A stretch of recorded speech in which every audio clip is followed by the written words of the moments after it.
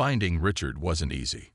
Mrs. Henderson had given us a name and an old address on the outskirts of town, but when we arrived, the house was abandoned, windows boarded up, paint peeling, and weeds overtaking the yard. It looked like no one had lived there in years.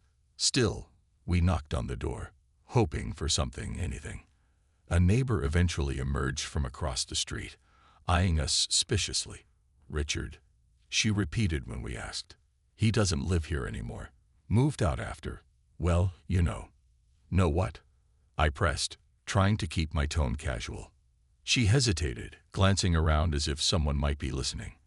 "The trouble with the HOA," she whispered finally. "They ran him out. Said he was causing problems." Her voice dropped even lower. "Try checking the diner downtown. He goes there sometimes." We found Richard at the diner the next morning, sitting in a corner booth with a cup of coffee that looked untouched. He was older than I'd imagined, his face lined with worry and fatigue. When we introduced ourselves and explained why we were there, he stiffened, his eyes darting toward the window. "You shouldn't have come," he muttered. "It's not safe." "We don't have a choice," I said firmly. "They're trying to undo everything. We need your help." For a long moment, Richard just stared at us, weighing his options. Then he sighed, leaning back in the booth. "Fine, but not here. Meet me at the library tomorrow afternoon. Third floor archives room. And don't tell anyone." The library felt safer somehow, its quiet halls filled with the scent of old books and dust. Richard waited for us in the archives room, surrounded by stacks of documents and faded photographs. "This is it," he said, pulling out a worn folder. Inside were papers detailing the HOA's history. The original charter, meeting minutes, financial records, all meticulously preserved. As we sifted through the files, one document stood out. The secret clause Mrs. Henderson had mentioned. It outlined how homeowners could dissolve the HOA entirely, but only with 75% approval. More importantly, it revealed something else: evidence of corruption. For years, the HOA had been siphoning funds meant for community improvements into private accounts controlled by Mr. Grayson and his inner circle. They weren't just power-hungry, they were criminals. "This is enough to bring them down," Ethan breathed, his hands trembling as he held the paper. "It will be if you can prove it," Richard warned. "But they'll stop at nothing to protect themselves. Be careful." Armed with the documents, we began spraying the word again, this time more cautiously. We met in basements, backyards, and empty parking lots, always making sure we weren't followed. Slowly, support grew. People who had once been too afraid to speak out now joined our cause, emboldened by the truth. When the day of the emergency referendum arrived, the community center was packed. Tension crackled in the air as Mr. Grayson took the podium, his usual confidence faltering under the weight of so many accusing stares. Before he could begin, I stepped forward, holding up the incriminating documents. "We know what you've done," I said, my voice steady despite the fear coursing through me. "And we're done letting you control us." The room erupted into chaos. Neighbors shouted accusations, demanding answers.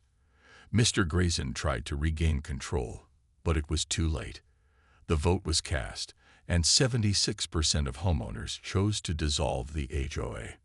In the weeks that followed, Willow Creek began to change. The cameras disappeared, the rules loosened, and for the first time in years, people smiled genuinely at each other. It wasn't perfect. There were still wounds to heal, but it was a start. Sitting on my porch one evening, watching children play in the park, I felt a sense of peace settle over me. We hadn't just won a battle, we'd reclaimed our home. And though scars remained, they served as reminders of what we'd overcome together. I still remember the day we moved into Willow Creek, like it was yesterday. The air smelled fresh, and the sun hummed low in the sky, painting everything in warm shades of orange and gold. Our new house stood at the end of a quiet street, lined with perfectly trimmed hedges and white picket fences. It felt surreal, almost too good to be true. Ethan, my husband, carried our daughter's tiny hand-me-down dresser through the front door, his face glowing with excitement. "This is it," he said, grinning ear to ear. "Our forever home." It wasn't just any neighborhood. It was supposed to be a community. That's what the glossy brochure promised anyway. Tree-lined streets, friendly neighbors, and annual block parties where everyone shared laughs and lemonade. There was even a homeowners association, HOA, that made sure the place stayed picture perfect. At first glance, it seemed charming. They had rules about flower pots on porches and mailbox colors, but I figured it was all part of keeping things neat and tidy. The first few weeks were idyllic. Neighbors waved as they drove by, and Mrs. Henderson from next door brought over homemade brownies one afternoon. She gave me gardening tips while her lazy tabby cat lounged under the rose bushes. Everything felt cozy, like something out of a feel-good movie. For the first time in years, I thought maybe we'd found a place where life could slow down and be simple. But then came the letter. It arrived early one Saturday morning, slipped silently under our front door. The envelope was plain white, with no stamp or return address. Just the words *** Willow Creek Homeowners Association *** typed neatly in the corner. Inside was a single sheet of paper. It informed us that our mailbox needed repainting within 7 days to comply with Article II, Section B of the HOA guidelines. If we didn't fix it, we'd face a $50 fine every day after the deadline. Ethan laughed when I showed him the note. "Are they serious? Who cares about a mailbox?" he said, tossing it onto the counter. But I couldn't shake the uneasy feeling creeping up inside me. Something about the tone of the letter, the cold, impersonal way it was written, felt off.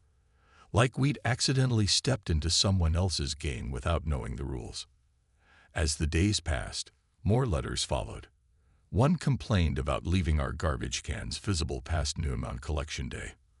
Another scolded us for parking our car in the driveway overnight. Each notice came with its own set of instructions and threats of fines. At first, Ethan brushed them off as silly nitpicks, but I started noticing strange things around the neighborhood.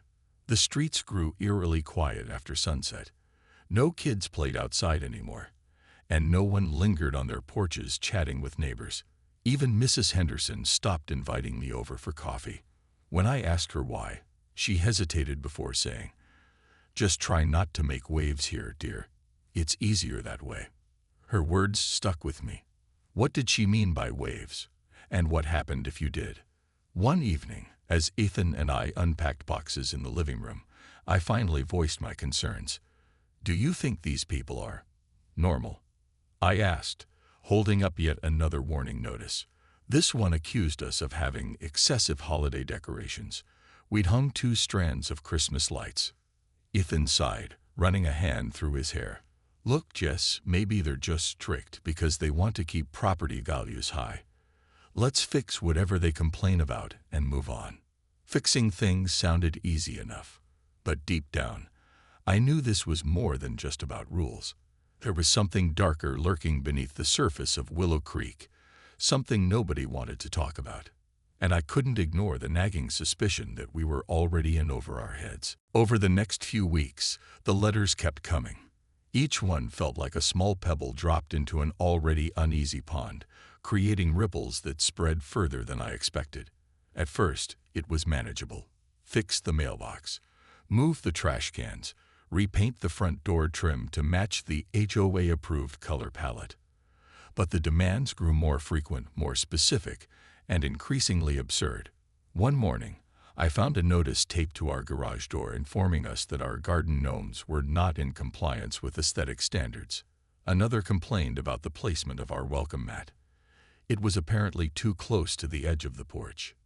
Ethan tried to stay calm, but even he started losing patience. Seriously, the welcome mat? What's next? A rule about how we smile at our neighbors. He muttered one evening as he crumpled up yet another letter. Despite his jokes, I could see the frustration building behind his eyes. For me, though, it wasn't just annoyance. It was fear. Fear of what these people might do if we didn't obey every little rule they threw at us. The neighborhood itself began to feel different, Or maybe it had always been this way, and I'd simply missed the signs before. Either way, something about Willow Creek now gave me chills. The streets, once alive with laughter and chatter, were eerily silent.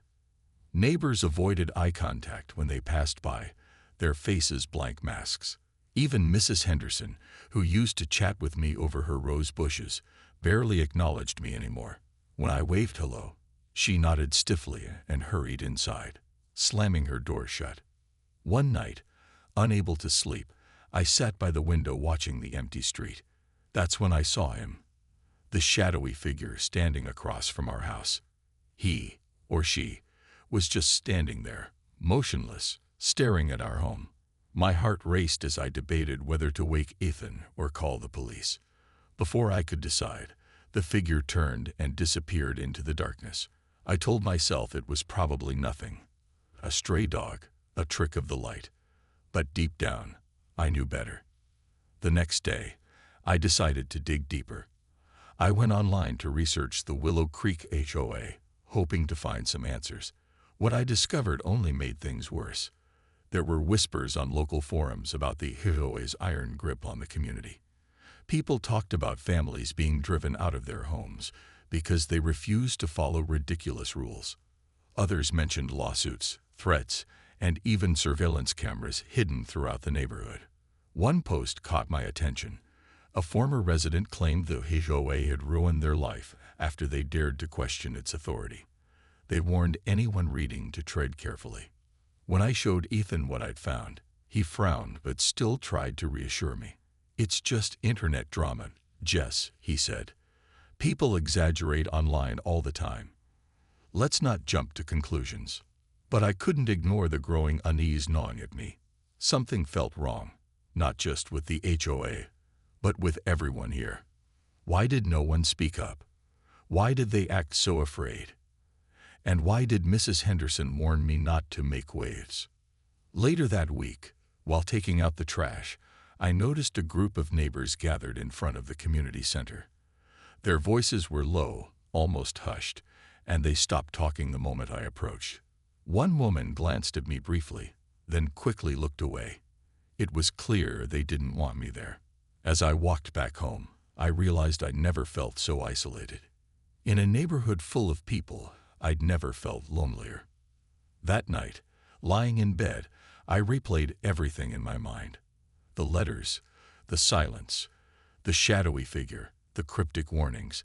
It all added up to something sinister. Whatever was happening in Willow Creek, it wasn't normal.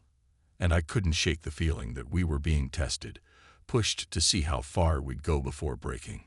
Ethan rolled over in his sleep, muttering something unintelligible.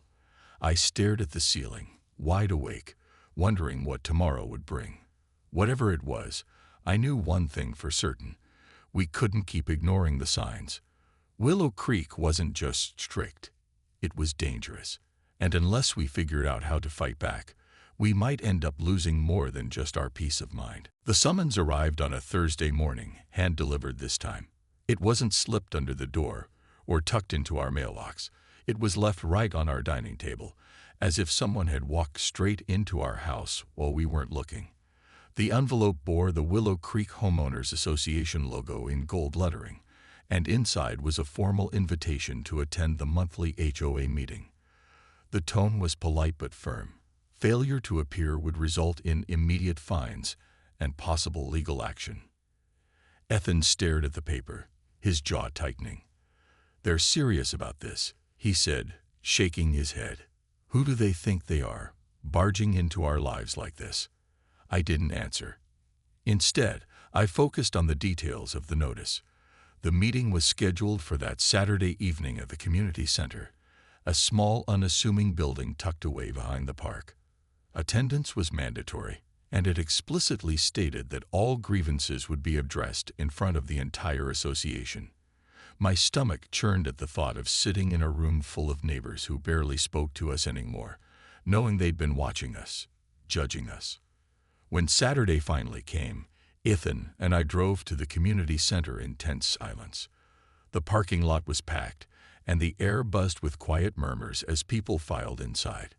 Everyone looked polished, pressed shirts, neat hair, perfect smiles.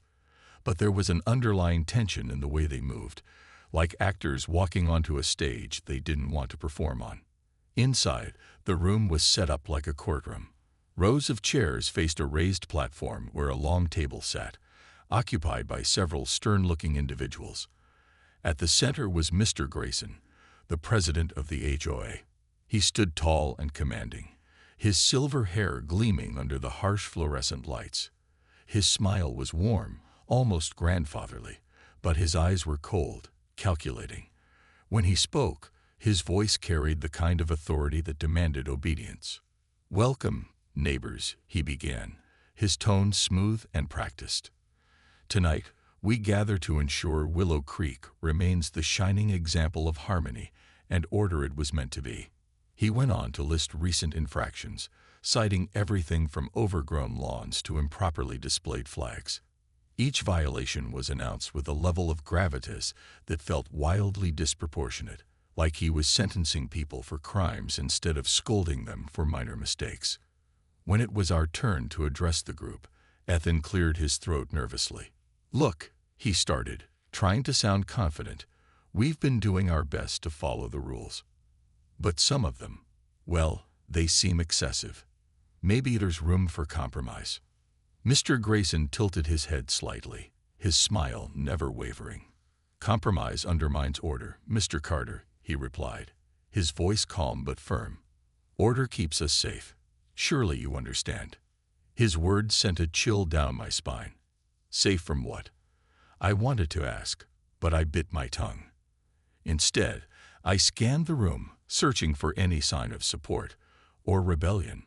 Most people kept their heads down, avoiding eye contact.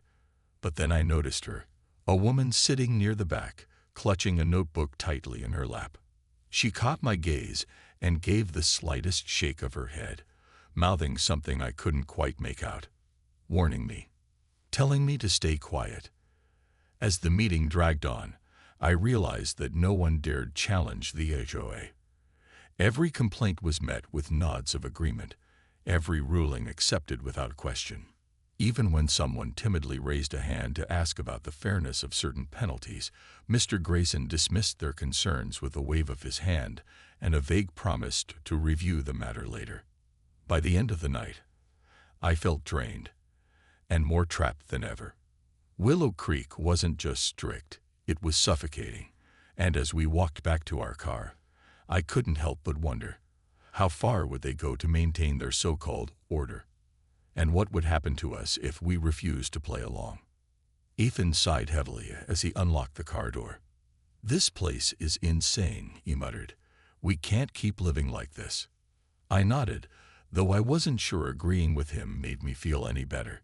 Something told me leaving wouldn't be as easy as packing our bags and driving away. Whatever hold the HOA had over this neighborhood, it ran deeper than rules and fines. And until we figured out exactly what we were dealing with, we were stuck playing their game, whether we liked it or not. The days following the HOA meeting felt heavier, like an invisible weight pressing down on our shoulders. Ethan and I tried to go about our lives, working, grocery shopping, tucking our daughter into bed at night. But the tension lingered in every corner of our home. It wasn't just the constant string of letters anymore. It was the way Willow Creek seemed to close in around us, suffocating and unyielding. One afternoon, as I watered the garden, I noticed something strange. A small camera had been mounted on the lamppost across the street, angled directly toward our house. At first, I thought maybe it was part of a new neighborhood security system. But when I asked Mrs. Henderson about it later that day, she froze mid-sentence, her watering can suspended in midair. "I wouldn't ask too many questions if I were you," she whispered, glancing nervously over her shoulder. Then she quickly changed the subject, pretending to admire my rose bushes. That night, I couldn't shake the image of the camera from my mind. If they were watching us, what else were they doing? Were they monitoring everyone, or just those who didn't fall in line? I decided to test the waters. The next morning, I deliberately left one of our garbage bins slightly visible after collection day, just to see how long it would take for someone to notice. By evening, there was already a note taped to our front door reminding us of the rules. Someone had been watching and reporting. Ethan grew angrier with each passing day. "This is ridiculous," he snapped one evening after finding yet another warning letter about the placement of our porch lights. "We're not criminals. We just want to live our lives." "I know," I said softly, though I couldn't share his optimism. To me, this wasn't about living freely anymore. It was survival. Something told me that pushing back too hard would only make things worse. Still, I couldn't sit idly by while the HOA tightened its grip on our lives. Determined to find answers, I started visiting other neighborhoods nearby, hoping to talk to former Willow Creek residents. One name kept coming up: Margaret Lane. She'd lived in Willow Creek for years before suddenly moving out last summer. When I finally tracked her down, she agreed to meet me at a coffee shop outside town.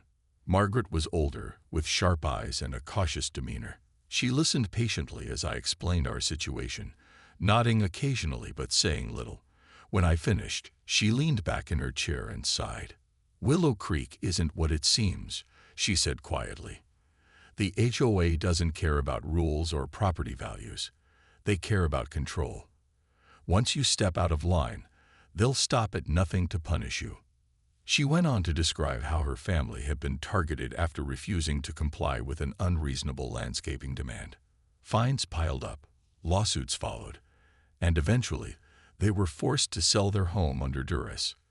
"They ruin people," she said bitterly. "And they do it so quietly no one notices until it's too late." Her words haunted me all the way home. That night, as Ethan slept beside me, I lay awake staring at the ceiling. What Margaret said made sense. It explained the fear in Mrs. Henderson's eyes, the eerie silence on the streets, the cameras watching our every move. But knowing the truth didn't make me feel any safer. In fact, it made everything worse. The breaking point came a few days later.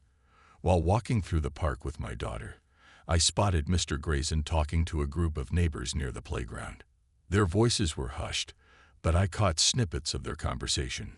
Non-compliance, disciplinary action, and chillingly, example must be set. As I passed by, Mr. Grayson glanced at me, his smile cold and deliberate. My blood ran cold. Suddenly, I realized we weren't just fighting against rules. We were fighting for our freedom. When I got home, I sat Ethan down and told him everything. Margaret's story, the cameras, the whispers in the park. For the first time, I saw real fear flicker in his eyes. "What do we do now?" he asked, his voice barely above a whisper. I didn't have an answer, but one thing was clear. Staying silent wasn't an option anymore. Whatever battle awaited us, we had to face it head-on, or risk losing ourselves completely. The next morning, I woke up with a strange sense of clarity. The fear that had been gnawing at me for weeks was still there, but it was overshadowed by something else: determination.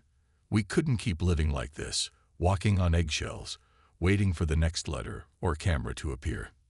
If Willow Creek wanted a fight, then we'd give them one, but not blindly. This time, we needed a plan. Ethan and I spent hours poring over every document related to our house: the purchase agreement, the HOA rules, even old emails from when we first moved in. Buried deep in the fine print of the HOA guidelines was a clause that caught my attention. Any major decision required a majority vote from homeowners. It wasn't much, but it gave us an idea. What if we could rally other residents to stand against the HOA? Surely we weren't the only ones who felt suffocated by their iron grip. That evening, I decided to test the waters. Under the pretense of borrowing sugar, I knocked on Mrs. Henderson's door. She opened it hesitantly, her eyes darting toward the street before she let me inside. Her house was dimly lit, the curtains drawn tight. "You shouldn't be here," she whispered as soon as the door closed behind me. "I need your help," I said, cutting straight to the point. "We can't keep letting them control us." Mrs. Henderson shook her head vigorously. "You don't understand. They'll destroy you if you try to fight back. They're already trying to destroy us. I shot back, my voice trembling with frustration. But maybe together, we can stop them. For a long moment, she just stared at me, her lips pressed into a thin line. Then, slowly, she nodded. There are others, she admitted. People who feel the same way but are too scared to speak up.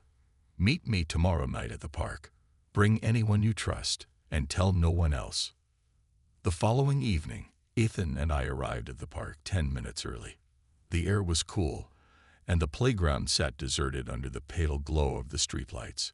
One by one, figures emerged from the shadows, 6 in total, including Mrs. Henderson. Each person looked nervous, glancing around as if expecting someone to jump out and accuse them of treason. As we gathered in a loose circle, Mrs. Henderson took charge. "We all know why we're here," she began, her voice low but steady. "The HOA has gone too far, and none of us can take it anymore. But if we want to change things, we have to stick together." One man, a middle-aged father named Greg, spoke up. "What exactly do you propose we do?" "Start a petition. File complaints." "It's not that simple," another woman interjected. "If they catch wind of what we're planning, they'll come after us. Hard." I stepped forward, my heart pounding. "Then we hit them where it hurts, their power. According to the HOA guidelines, any major decision requires a homeowner vote. If enough of us band together, we can call for a special meeting and demand changes." The group fell silent, considering my words. Finally, Greg nodded. "It's risky, but it might work. How many votes do we need?" 51%, I replied, "which means we'll have to convince more people to join us." Over the next week, we worked tirelessly, spreading the word carefully and discreetly. Some neighbors refused to listen, too afraid of retaliation. Others agreed to help but begged us to keep their involvement secret. Slowly, though, our numbers grew. By the end of the week, we had nearly 30 households on board, enough to make a difference, but not quite enough to guarantee success. Meanwhile, the HOA seemed to sense that something was brewing.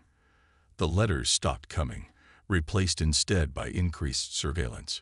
Cameras popped up on nearly every street corner, and unfamiliar cars began circling the neighborhood late at night. One evening, as Ethan and I sat on the porch discussing our strategy, a black SUV parked across the street. 2 men sat inside, their faces obscured by shadows. They didn't move, didn't even turn off the engine. They just watched. "We're running out of time," Ethan muttered, his jaw clenched. "I know," I replied, staring at the vehicle. "But backing down isn't an option. Not now." The day of the special meeting finally arrived. We filed into the community center cautiously, unsure of what awaited us. Mr. Grayson stood at the podium, flanked by several members of the HOA board. His smile was colder than ever. "Welcome, neighbors," he said smoothly. "Let's address these concerns." As the meeting unfolded, tensions ran high. Voices rose, accusations flew, and for the first time, cracks began to show in the HOA's polished facade. When the final vote was cast, we won, but barely. 53% of homeowners voted in favor of reforming the HOA's policies. Relief washed over me as the results were announced, but it was short-lived.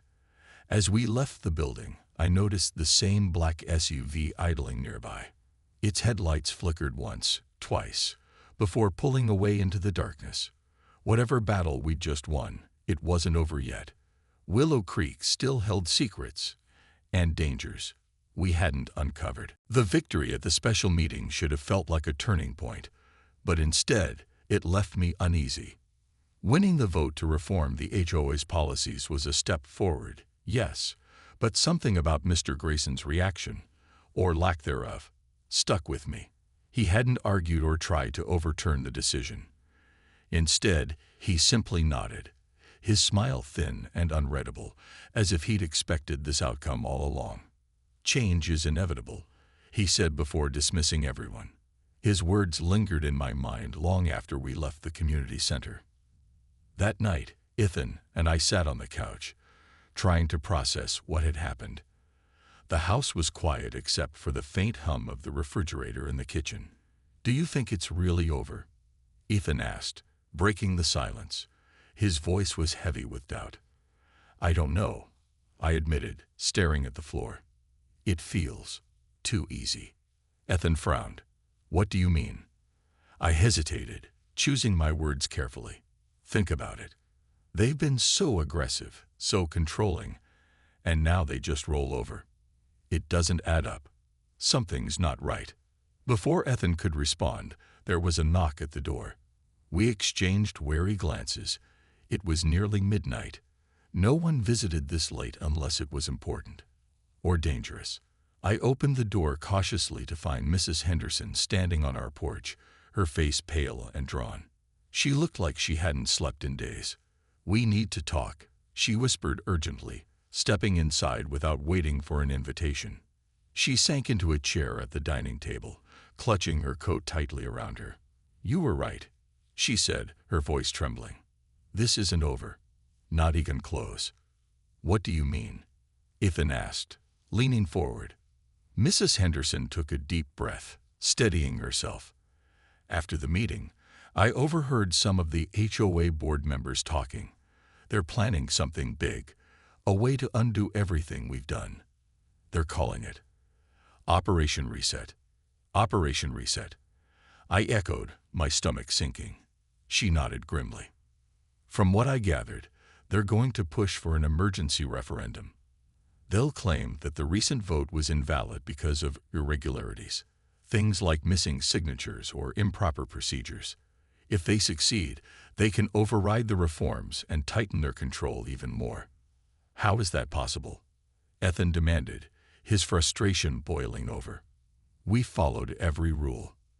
"They make the rules," Mrs. Henderson shot back, "and they'll twist them however they need to get what they want." A cold knot formed in my chest. Everything we'd fought for, the sleepless nights, the risks, the stress, it could all be erased in an instant. But worse than that was the realization that we weren't dealing with ordinary people. This wasn't just about enforcing guidelines or keeping property values high. The HOA was playing a much darker game, one we barely understood. "We can't let them win," I said firmly, though my voice betrayed my fear. "There has to be a way to stop them." Mrs. Henderson sighed, rubbing her temples. "There might be, but it won't be easy." Someone mentioned a secret clause buried in the original HOA charter. Apparently, it gives homeowners the power to dissolve the association entirely, but only if 75% of residents agree. 75%. That number hung in the air like a challenge. We'd barely scraped together 53% for the last vote. Convincing nearly half the neighborhood again, and pushing even further, would be next to impossible. Ethan ran a hand through his hair, clearly overwhelmed. "How are we supposed to pull that off without getting caught? They're already watching us." "We'll have to work smarter," I said, determination hardening my voice. "No more meetings in public places, no more loose ends. And we'll need proof. Something concrete to show everyone exactly who we're dealing with." Mrs. Henderson nodded slowly. "There's someone who might be able to help. A former HOA board member named Richard. He resigned years ago under mysterious circumstances. If anyone knows where the skeletons are buried, it's him." "Then we find him," I said decisively. "Tomorrow." As Mrs. Henderson left, I locked the door behind her and double-checked the windows. The black SUV was parked outside again, its headlights off but engine idling. My hand shook as I drew the curtains shut. Whatever Operation Reset entailed, it was coming, and fast. We had no choice but to prepare ourselves for the fight of our lives. Sleep didn't come easily that night. Every creak of the house sounded louder than usual, every shadow darker. As I lay beside Ethan, staring at the ceiling, I couldn't shake the feeling that Willow Creek was holding its breath, waiting to see what we'd do next. One thing was certain: if we wanted to take back control, we'd have to dig deeper, and risk everything.